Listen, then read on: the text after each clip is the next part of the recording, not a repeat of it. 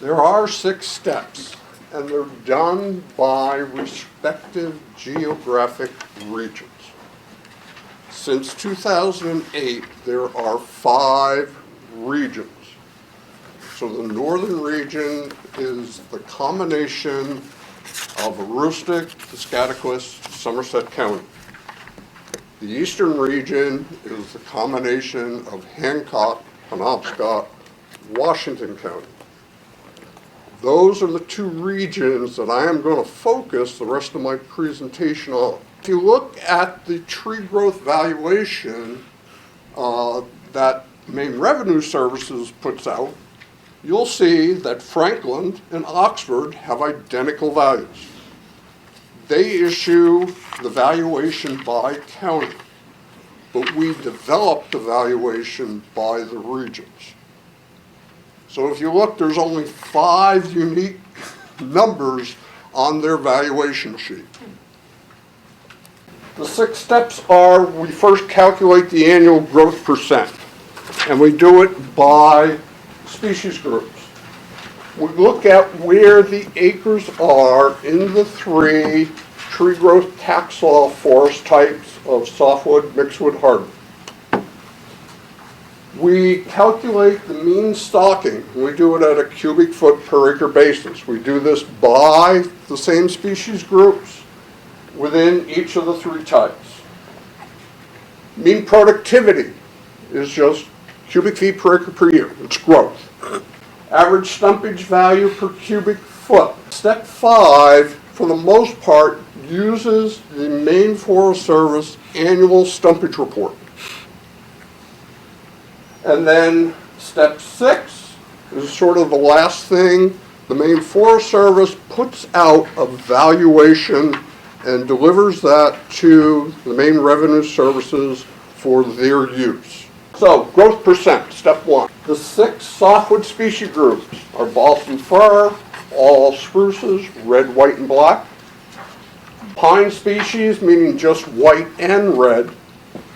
Northern white cedar, hemlock, and then all other miscellaneous commercial softwood species. Large, some of your weird pines like jack and pitch go into that group. There are 9 hardwood species groups. Red maple, sugar maple, yellow birch, white birch, beech, the 3 ashes, the 4 aspen species, northern red oak, and then all other commercial hardwoods. So we're not doing growth on moosewood. We're not doing growth on gray birch. So there's a bunch of non-commercial tree species out there that we just put aside. Growth percent is a long-term average. Currently, it is the average growth from 1958 to 2013. So it's the average growth divided by the average inventory gives me a percentage rate. So as we have stepped through time, that growth percent has been coming down because it's a much longer period. It's almost, we're out to where we have a growth percent that represents 60 years, a rotation. One of the things I have asked myself is at some point I ought to be throwing away the oldest growth.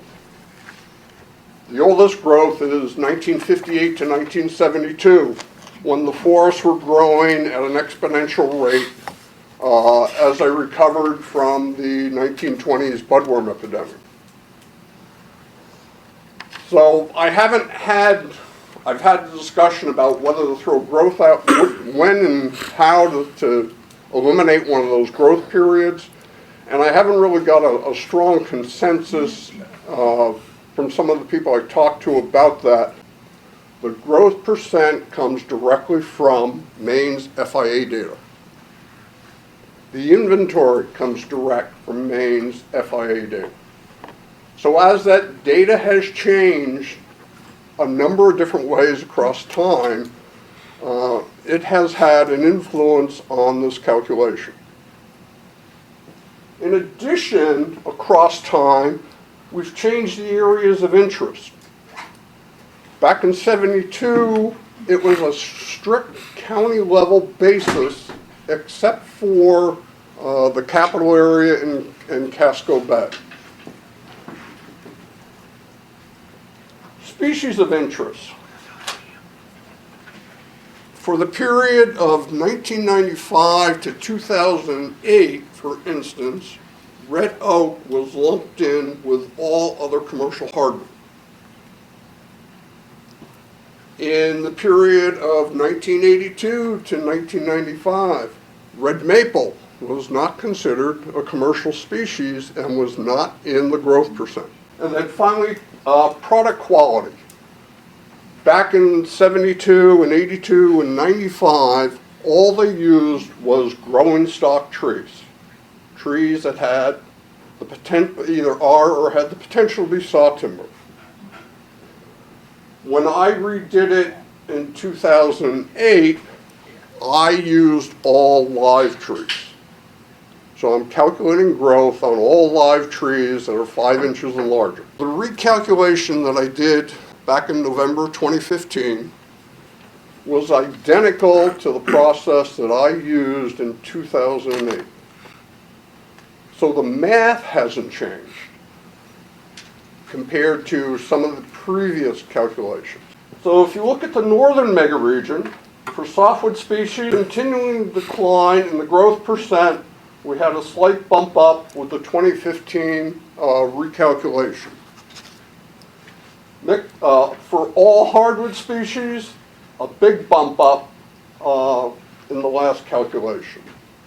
For the eastern region, softwood similar, decline and then a bump up with the last calculation. Hardwood species, pretty steady with a bump up in the last calculation. If I just look at growth percent, the bump up in softwood, the bump up in hardwood is going to increase the valuation. So if everything else didn't change one single bit, you would see your valuation go up just because growth has improved with that recalculation. Tree growth forest types. Softwood, 75% or more basal area in softwood species. Hardwood, 75% or more in hardwood species. Mixed wood is a big catch-all. You're somewhere between less than 75% softwood, less than 75% hardwood. So mixed wood is a big basket. Historically, and this is the question I've been getting quite regularly since a year ago, is why is mixed wood the highest value now? Well, I hope over the course of the remaining steps to add some clarity to that. Historically, over the entire period from 72 to 07, the softwood forest type had the highest valuation. Mixed wood was next, and then hardwood. To a lot of people, mixed wood should be the lowest because it's neither softwood or hardwood. And so now that mixed wood is the highest, has to do with a bunch of combinations of the different steps. In the since 2008, mixed wood has seemed to become the sweet spot, and because of that sweet spot, it has the highest valuation. I don't do much with forest types other than look at changes. Forest type has nothing to do with the calculation. It's just an assignment of acres to the three. So for the northern megaregion, softwood is up top, mixed wood, hardwood. Since 1995, softwood has increased from 2.7 million to 3.2 million.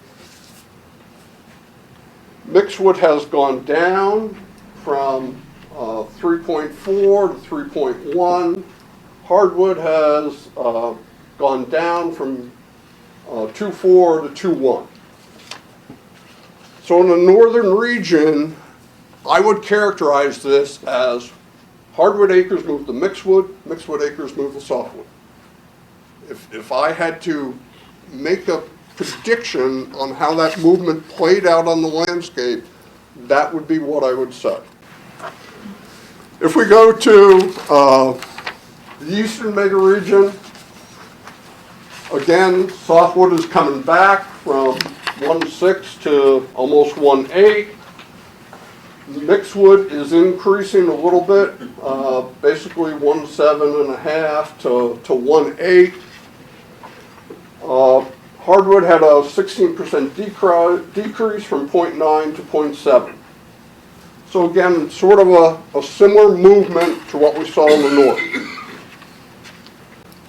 Just as an aside, southern Maine has a different movement than what we just saw for northern and eastern.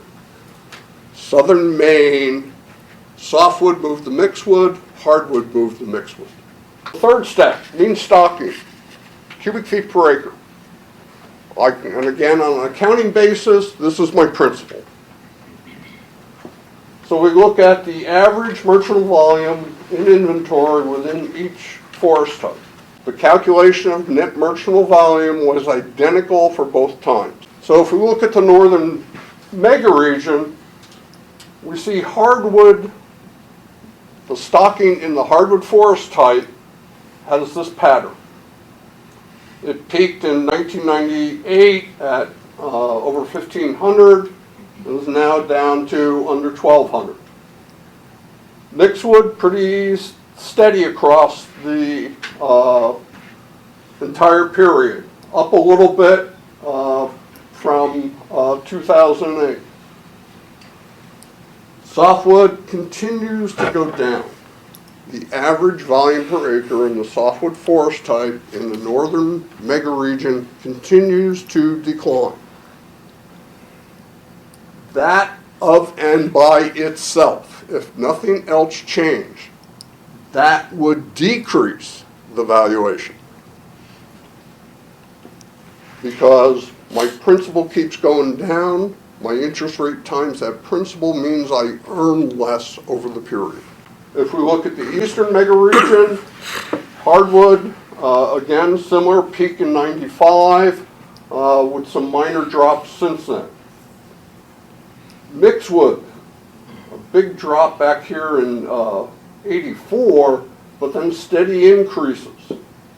Mixed-wood is now at 1,360 cubic feet per acre.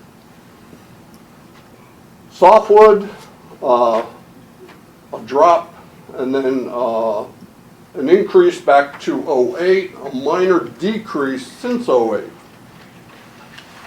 So again, mixed-wood, that of and by itself, that increase of 120 cubic feet per acre is going to drive the valuation up in the eastern megaregion in the mixed-wood type, of and by itself. Step 4 is just basic math. I take my growth percent, multiply it by my mean stocking, and get cubic feet per acre per year. And then we sum it to represent all softwood species and represent all hardwood species within the forest type. And think of this as growth per acre per year. Northern megaregion, hardwood forest type, again, we peaked in 98 at just under 38 cubic feet per acre per year. We've increased 2 cubic feet with the last recalculation. Mixed-wood, steady decline, a bump up of about 4 cubic feet with the last calculation. Softwood, still declining in terms of growth. So we lost 2.5 cubic feet per acre since in the last calculation. And if my growth per acre per year is going down, that of and by itself is going to drive my valuation down. If it goes up, like it did here in mixed-wood, the valuation would go up. In the eastern region, we see hardwood steady, or an increase in 84, then declines. In 2015, we're up 1.5 cubic feet. Mixedwood, steady declines, a big bump up with the last calculation of 7 cubic feet per acre per year. Softwood, again, declined down to '08, a bump up of 3 cubic feet with the last calculation.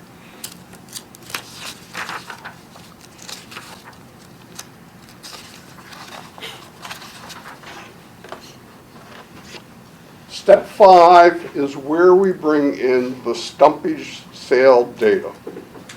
We're now going to go from talking about growth and cords and cubic feet to talking about dollars of productivity per year. So there's 3 parts. One changes every year. The other 2 only change when I do a complete recalculation of all the steps. So part A is the annual Maine Forest Service stumpage price report. That data goes into the tree growth calculation, and it is a volume weighted stumpage price. Part B is just a data table where we just display the species level inventory estimates, and everything is on a cubic foot basis.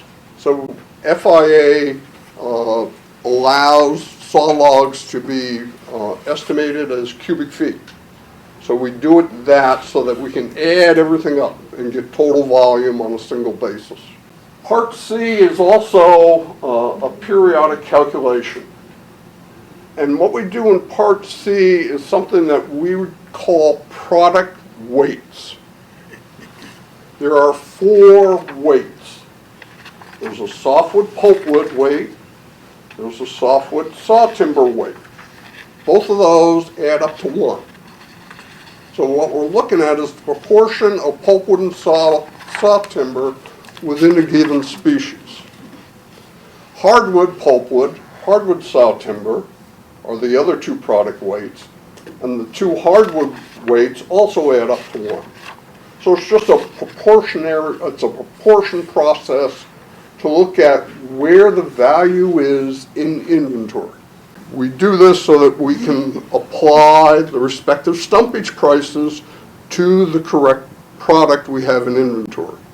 So here's softwood pulpwood, the average softwood price across the last 9 years.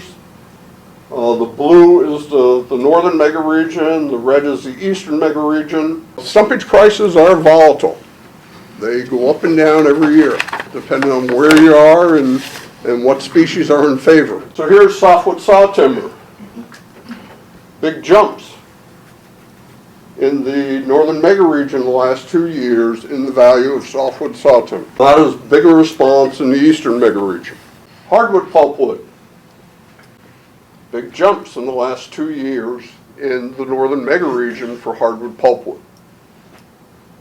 Not quite as reactive in the eastern megaregion. Hardwood sawtimber. Northern megaregion. Up, up, up. Hardwood sawtimber is becoming more valuable. So if we do it on a cubic foot basis, we multiply the softwood stumpage prices times the softwood inventory and divide it by the total volume, we get an average value per cubic foot. Northern Maine, steady decrease, and then 2014 was my new calculation year, and we see an increase in the 2015. For the eastern region, pretty much, it hasn't varied by 2 cents per cubic foot, anywhere from 25 to 27. So the average value per cubic foot is a lot less sensitive because my inventory, underlying inventory doesn't change as much year to year when I multiply it by the respective stumpage prices. Saw timber, more volatile. You see the impact of the increase in stumpage price here. Again, increase in the softwood stumpage price. Hardwood. Demand for hardwood pulpwood in the north. Less volatile in the east. Hardwood saw timber, again, if I flip back, you could see the increase in the stumpage price is driving the value of the dollars per cubic foot. The end result is another math step, and it's just a bunch of chain calculations where we take the average annual net productivity, we multiply it by the stumpage price, and what we end up, instead of growth in cubic feet per acre per year, we get a monetary return in dollars per acre per year. So we take that dollars per acre per year. That is the interest that acre of land has produced. We discount that 10%. That 10% discount is set by statute, and it's provided to reflect inaccessible wood or inoperable stands. After the discounting, we then capitalize that number by 8.5%. And again, that capitalization rate is set by statute. What we're trying to answer is what valuation per acre is required to give us an 8.5% return, and that return is 90% of the average annual productivity in terms of dollars per acre. These values are what the Maine Forest Service provides to the Maine Revenue Service. So we see northern Maine for hardwood, 08 is a recalculation year, and 014 is a recalculation year. I completely redid the entire process. New growth data, new stocking data. Whereas for the years between 09 and 13, the only thing that changed for those years is stumpage price. So we see in the northern region, pretty flat, a bump up here in 2012, and then steady increases, and then when I did my recalculation, a big bump up of almost $50 per acre for for hardwood. The eastern region, not as big a jump when I did the recalculation. It only went up about $7 an acre. But a bigger jump in the last year than we see in the north. Mixed wood acres. So this is a recalculation year, so we see a big jump here. And then we see how the impact of stumpage prices changed the valuation. Here in 014 is my new basis or recalculation year.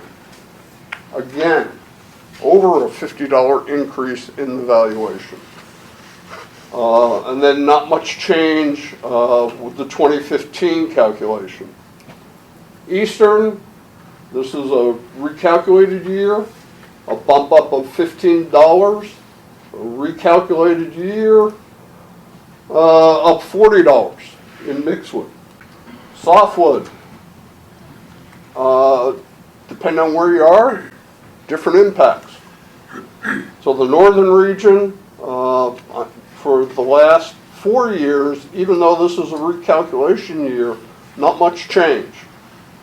A bigger change back here in 08 when I did the calculation. That was a $20 per acre increase back in 08. Eastern, so recalculation, stumpage prices drive this increase, stumpage prices drive that decrease. This is a recalculation and a bump up of $30 per acre. So every time we do the recalculation from step one all the way through, we have a major impact on the valuation. If you look across the regions, Some of the forest types go up, some of the forest types actually go down in that recalculation process.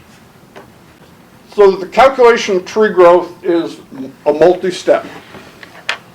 And people keep asking me, well, which one drives the calculation? Which one has the most impact? They're too complicated to say, oh yeah, it's the growth percent that does it, or it's the stocking per acre, or it's stumpage prices. Some of them are compensating. We can see growth percent go up, but stocking go down. So it's hard. And it's even harder because we are aggregating counties. We have the northern mega region represents half the state of Maine. So there's a lot going on in there that you can never really know with fine enough detail or enough confidence to say, yeah, this is the reason the valuation went up or down.